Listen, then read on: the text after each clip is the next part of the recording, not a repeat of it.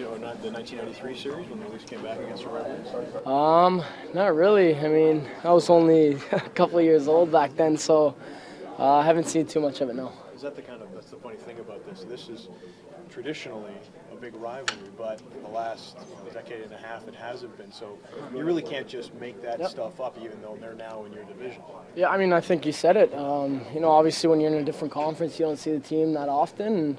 And, obviously Detroit being so close to us, it definitely makes things a little more competitive. But I think we got two solid teams tonight that maybe have a few injuries, but are definitely gonna give it 100%. Is it hard not to look toward the Winter Classic in preparation? Yeah, it is hard.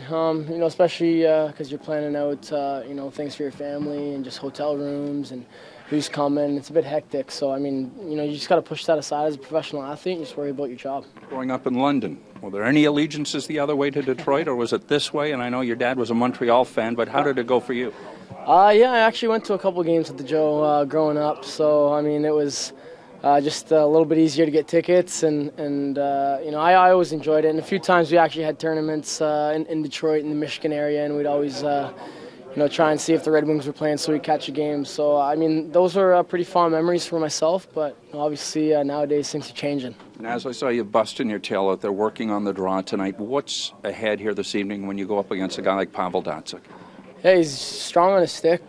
He's very smart. In the face-off circle, a lot of times it's very strategic. It's not just all power. So, I mean, you got to find out different ways to beat guys, and especially if they have your number. And I think we've been doing pretty good as of late. And for myself, a bit of an off game last game in terms of the face-offs. But, there's always a response game and just another chance to get back on the map. By all accounts, it looks like the monster will start for Detroit. Just what does that mean to you to see him doing well there?